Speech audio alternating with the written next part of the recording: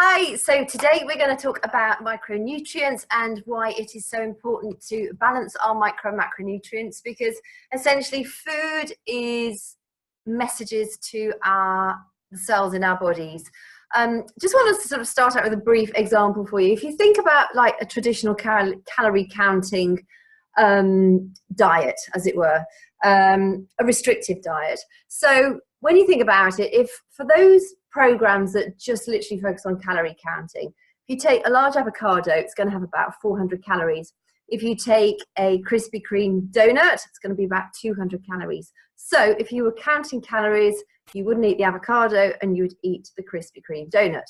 But we all know that the avocado has a shed load of healthy fats and nutrients in it which are good for us and will feed our cells and will also stimulate our fat burning potential of our body, whereas a donut is all bad for us and it's going to make our bodies store fat rather than burn fat, as well as put us into nutritional stress, which will have then a knock-on effect to cortisol and various things like that that get flooded into our bodies when we go into nutritional stress. So the whole point about sort of balancing our micro and macronutrients is so that we have a steady release of energy and a steady supply of the essential nutrients throughout the day, and also to tweak it slightly that, so at breakfast we might need slightly different proportions to what we would need at night time because our body's needs are different. So to get a good balance of the right nutrients throughout the day,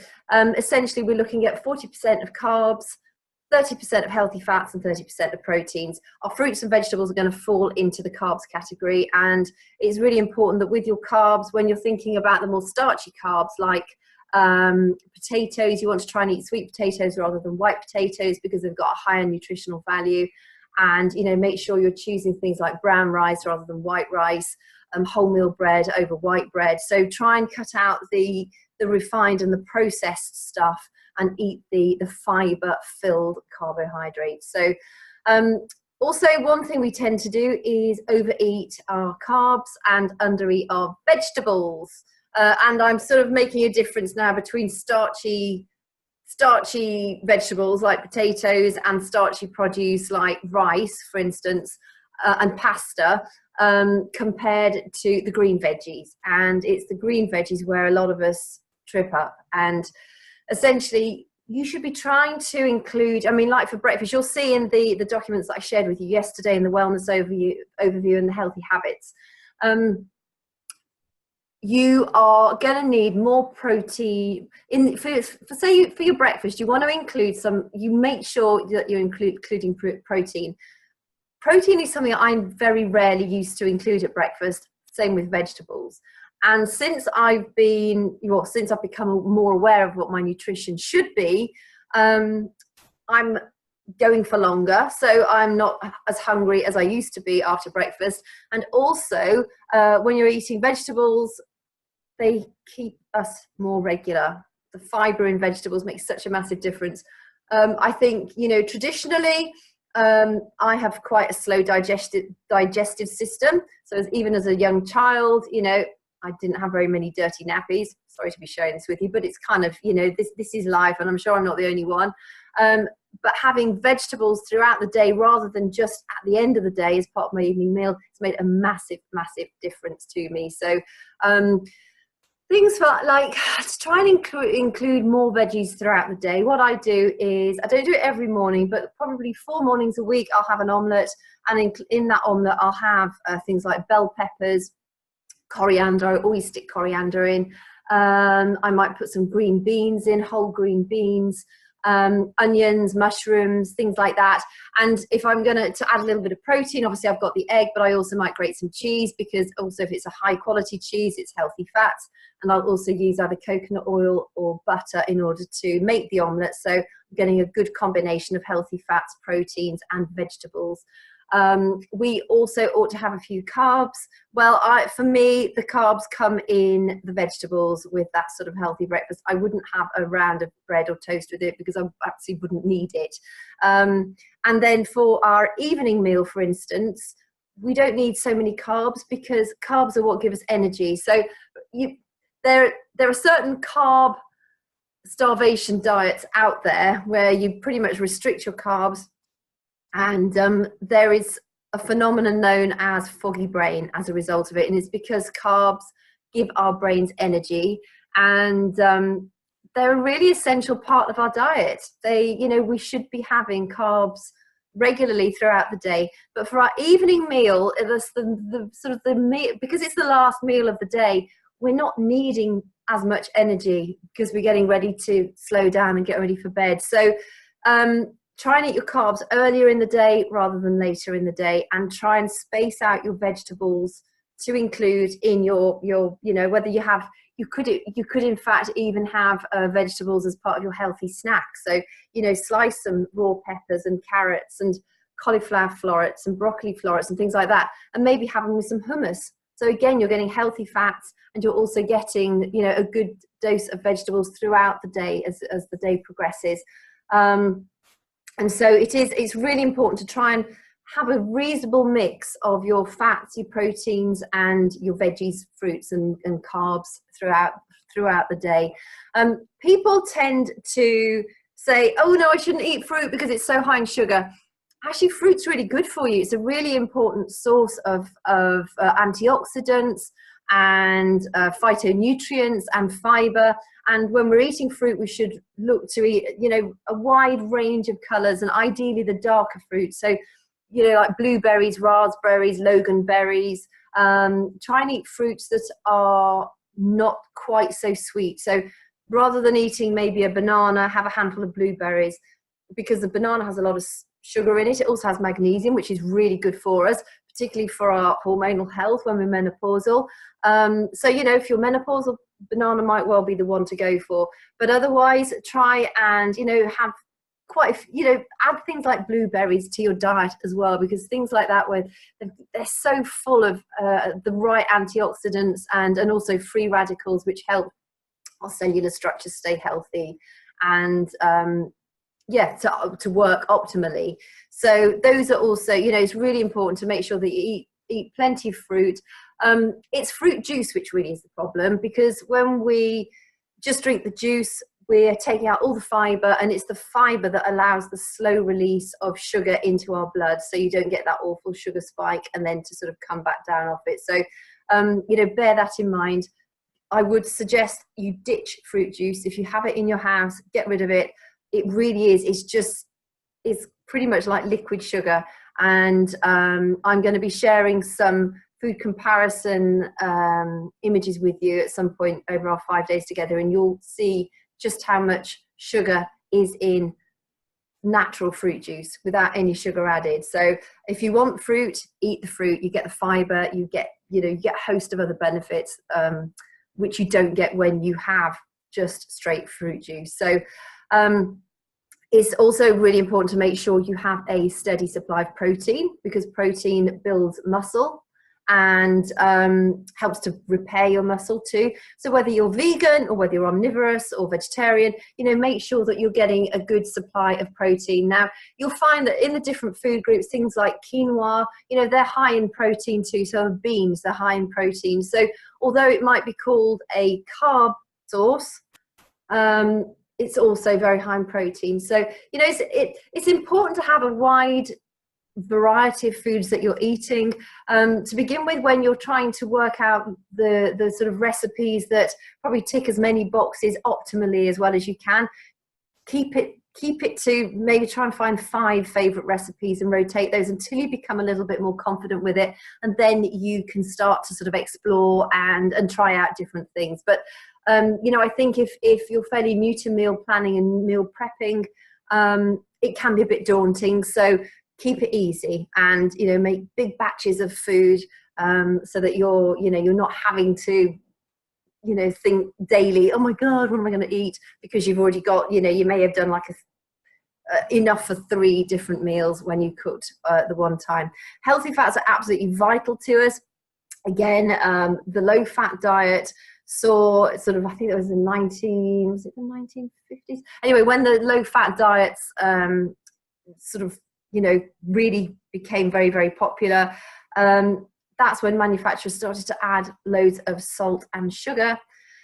our foods, and we all know now how detrimental sugar is to us. Healthy fats are absolutely vital, and healthy fats are things like fats that you find in grass-fed butter, fats that you get in nuts and seeds, avocados, coconut oil is a really healthy fat, olive oil is a healthy fat. So make sure you're getting a constant source of healthy fats. Healthy fats are essential for our brain health. Our brain is, I can't remember off the top of my head. So I think it's about 50%, might be 60% of our brain is made out of fat. But it's really important for our synapses, our mental health. Fat really is absolutely key to healthy survival. It also, makes your skin look so much better. If you go on if you look at somebody who follows a fairly fat-free diet, you will notice that their skin will not look as good as somebody who eats a balanced amount of healthy fats. I promise you, they are so important to you. So make sure you're, getting a good supply of healthy fats. I'm just trying to think what else, if there's anything else I wanted to say about the various food groups before I move on. Make sure that you are drinking sufficient water.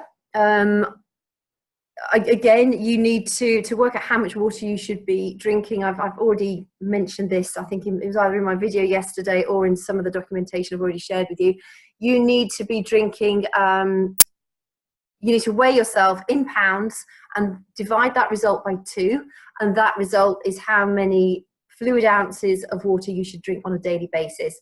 If you are menopausal and having hot flushes, or you sweat a lot through work, or you sweat a lot through exercise, again, you're probably needing to be drinking even more than that. So make sure that you're drinking plenty of water. It helps to flush our systems of toxins, helps to keep our cells working optimally. Also, we are electrical circuits in our bodies, and our bodies rely on water to make sure everything connects and communicates with each other.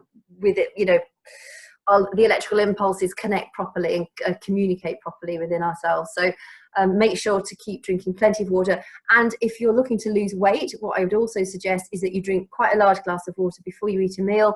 It just helps to fill up your tummy a little bit. And often we eat because we think we're hungry, where in actual fact we are just thirsty. So make sure to drink plenty of water. I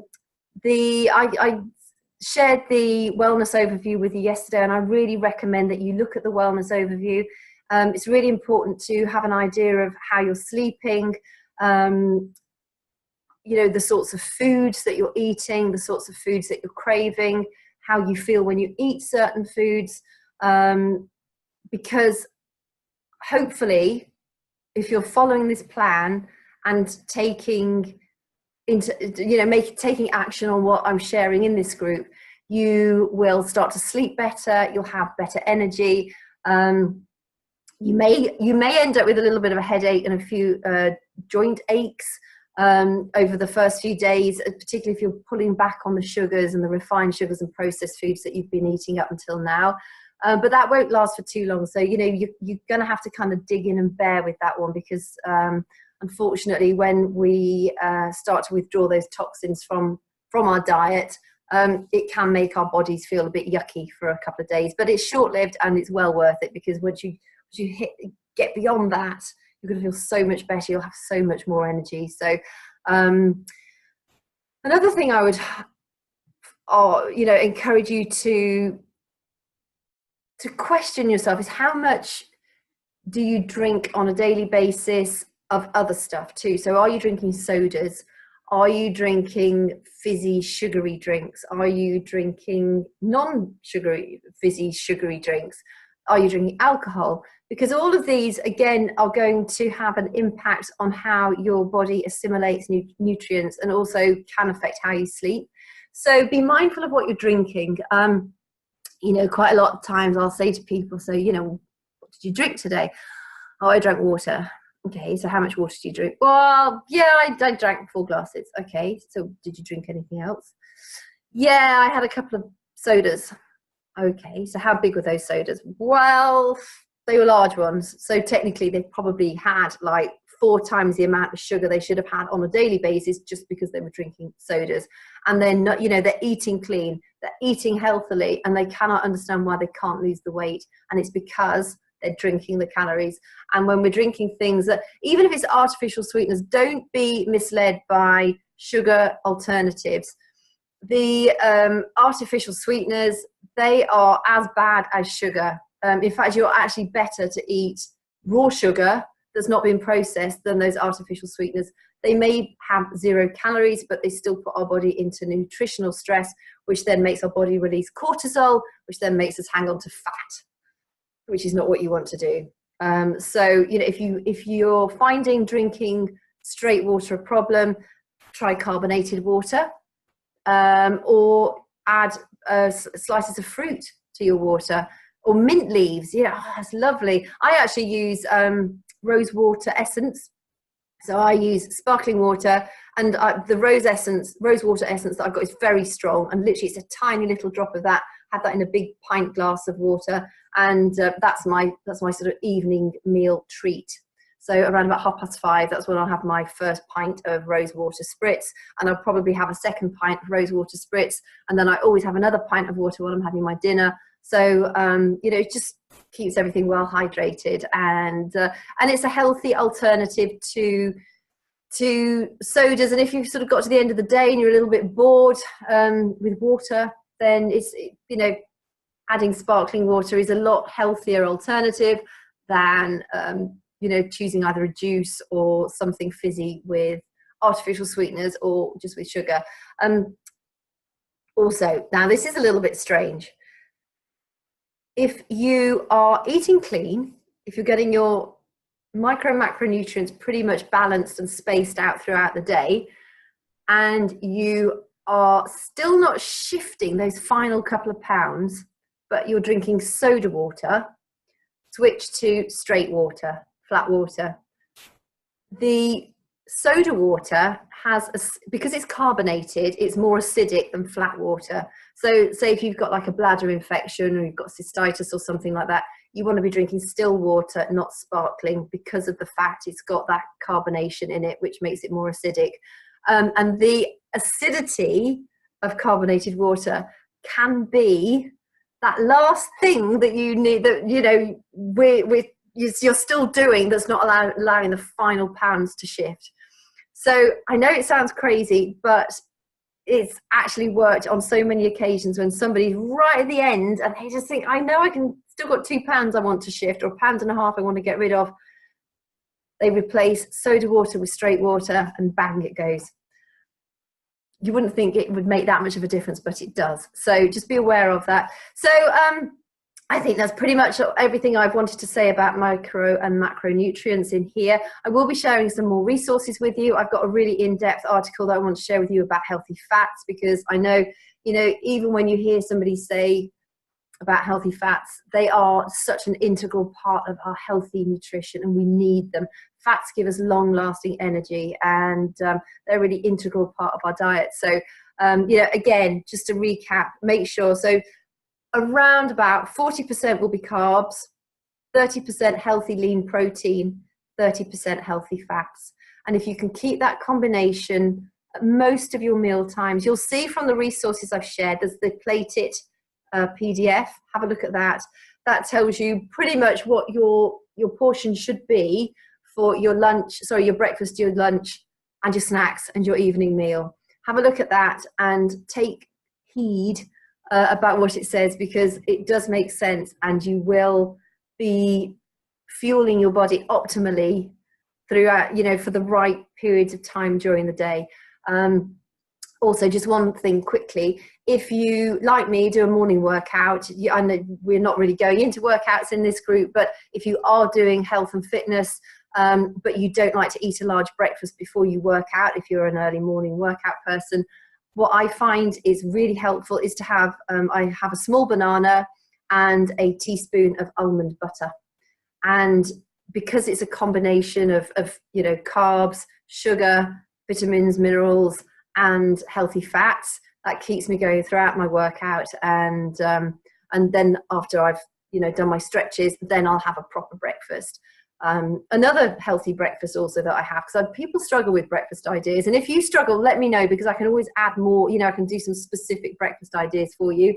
I do oats, literally just plain oats, because they are super low in sugar, they're super high in fiber. I add a little bit of granola on top of that. Again, I choose one that's very low in sugar and very high in fiber. You always want to make sure you don't want more than really 9 grams of sugar. So have a look at the nutritional value on the packet.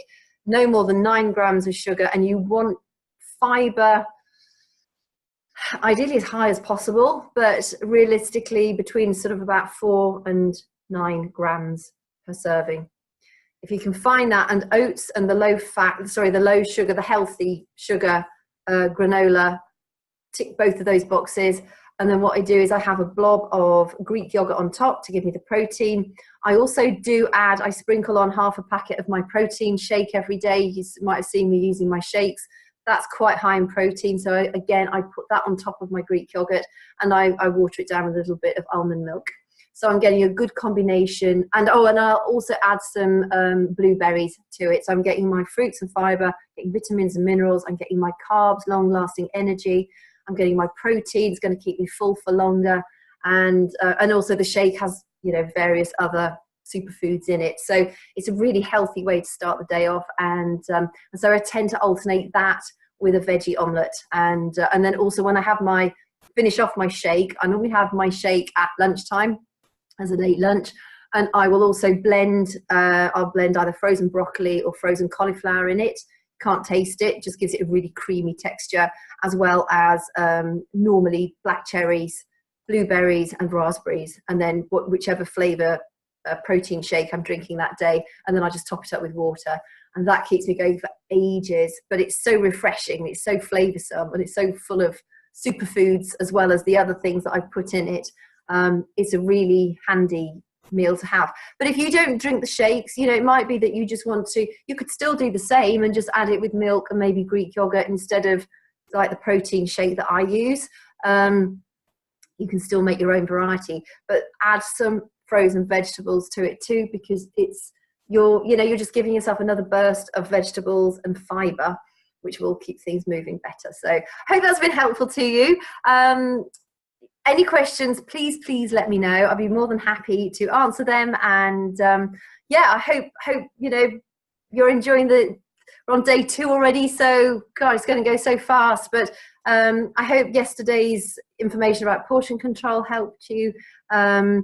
Please, you know, any queries, any challenges, make sure to reward yourselves as well. Just on ending, make sure that you know, be really positive about this. So even if you may have had a few struggles, well, whatever, you know, whether it's you're doubting whether you really want to put the effort into really sort of making a change to your diet, or whether you feel, you know, I was all these good intentions and then I hit the chocolate bar again later on. Don't let that be a problem. We will be going into cravings in a lot more detail. I've not even really gone into cravings yet. I think I'm going to do it on day 4. So we will dive deep into cravings, because I know it's a major problem for a lot of us. But be kind to yourself. Celebrate the wins. I want you to crowd out the negativity with the positivity. So look at the things you've done well and ignore the things that you didn't think you did so well with. Crowd it out. You've only got so much energy. You've only got so much focus. So focus on the positive things. That's also going to create happiness within you, which means you're not going to be releasing cortisol, which means you're not going to be hanging on to fat, and it's going to help you sleep better and feel a whole lot better about yourself too. So that's what we want. We want you to feel successful at the end of this. We want you to be making the changes that you need to make in order to live optimally. But, you know, be kind to yourself too. Celebrate the wins. Crowd out the negative stuff with the positive stuff. Promise it works. I use it in my therapy room. Anyway, you guys, I will end this recording now, and please, any problems, let me know.